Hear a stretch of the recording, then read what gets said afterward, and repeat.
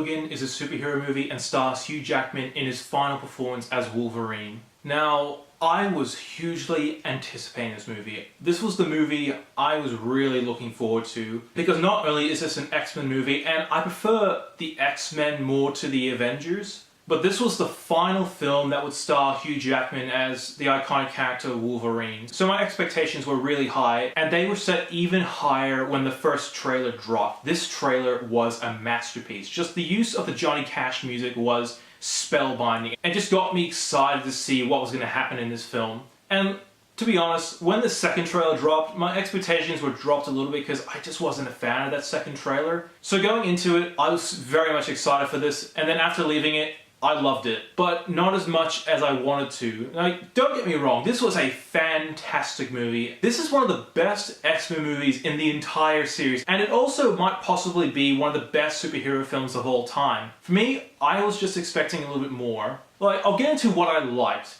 Again, Hugh Jackman as Wolverine is phenomenal. I can't think of any other actor to play this character. Hugh Jackman just brilliantly personifies what Wolverine is, and I can't think of any actor to pull this off. Because Hugh Jackman has the aggressiveness, the grit, the determination, and just the inner anger to bring Wolverine to life. And literally, there's no other actor I can think of who can play this part. In fact, a lot of the characters were really good. Like, once again, Patrick Stewart as Charles Xavier is really good. Like, Patrick Stewart, he's always charming in his own British way, and it's no different here. He's really good in this film. I also liked the character Laura. Like, this is Wolverine's daughter, and the thing I liked about it, for the majority of the film, she never says a word, and yet she has the biggest personality when she doesn't say anything.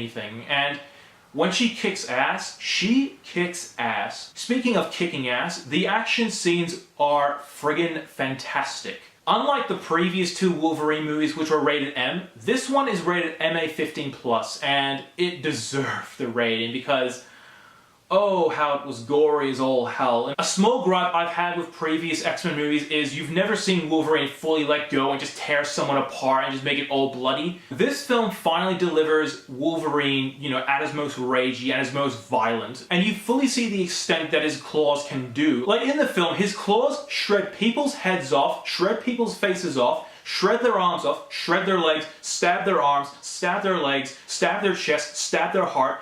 And basically every gory thing you can think of. In fact, I was taken aback by this violence so much that, you know, I was basically, you know, like this the entire time.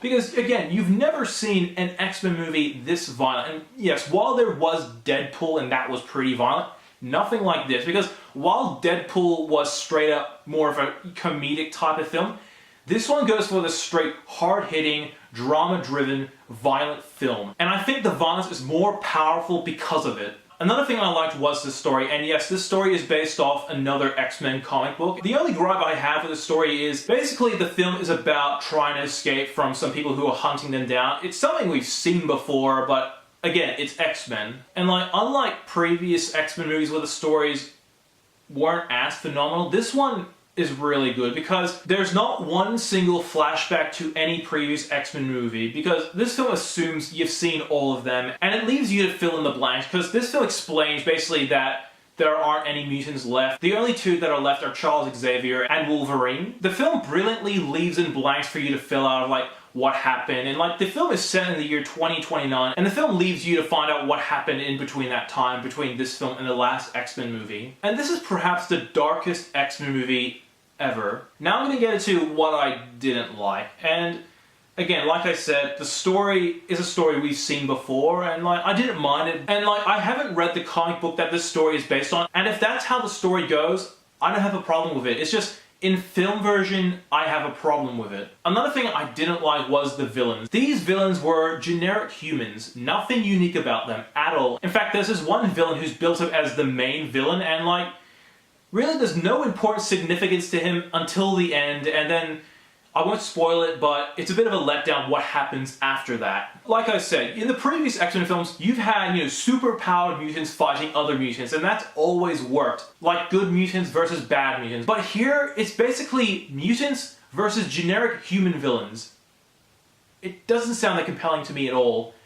Another thing I really didn't like was the film tried to slip in some comedy, and for me, it didn't work. In the cinema I was in, people were laughing at some of the jokes, but I don't think the film needed comedy, because what I was looking for in this film, I was expecting this film to be a dark film and to take its character seriously, because the character of Logan is at his lowest point. Like, everyone he loves and cares about is gone. And like, the only person he has left is Charles Xavier, and that's it. And for most of the film, I felt for him because, you know, he was alone and all his friends were dead. So when they slipped in a bit of a comedy, that took me out of the film a little bit, and that bothered me so much. And one final gripe I have with this movie, and I'm gonna get some flack for this, for me, out of all the X movies, this one felt the most forgettable. Like, don't get me wrong, the action scenes are the most memorable thing in the film. It's just some of the scenes didn't feel right in the film, and like, I completely forgot about them as soon as the movie was done because they just didn't feel needed. And this film is a long film. It's nearly 2.5 hours long, and some of it I felt should have been cut. Like, there's a scene where they're in this nice hotel. Like, that entire scene could have been cut because that really didn't do anything. Like, because all they're doing in that scene is watching a Western and just discussing its characters and whatnot, and discussing the symbolism between the character and Wolverine. But to be honest, that scene didn't need to be in there, because I think if you've been following the film series for long enough, I think you can get the grasp of the struggle of Wolverine's character and, you know, the loneliness he goes through. So scenes like that I felt like could have been cut. And there are a bunch of other forgettable scenes that could have been cut as well. But then there are scenes that I felt like could have been extended on. Like, there's a scene where they're at a family farm and they're having dinner, and for all the hardship that these characters go through, this is the one scene where they finally get to be normal and be happy. And like, the scene doesn't really last so long. It's very short, and I was disappointed by this because, you know, these characters have been through so much, and the scene's not even that long, so that's another thing that I was bothered by. Overall, if you're an X-Men fan or a superhero fan, this is a must-see. I would absolutely recommend it. Like, this film will deliver in everything you're looking for. It delivers in great drama, great action, great characters, great emotional moments, and a fitting send-off for Hugh Jackman's final Wolverine movie. And I'm gonna give Logan an 8.5 out of 10. Thank you so much for watching. If you like what you see, be sure to like my Facebook page, follow me on Twitter, and subscribe to my channel below. As always, I'm NETX5. Thank you so much for watching.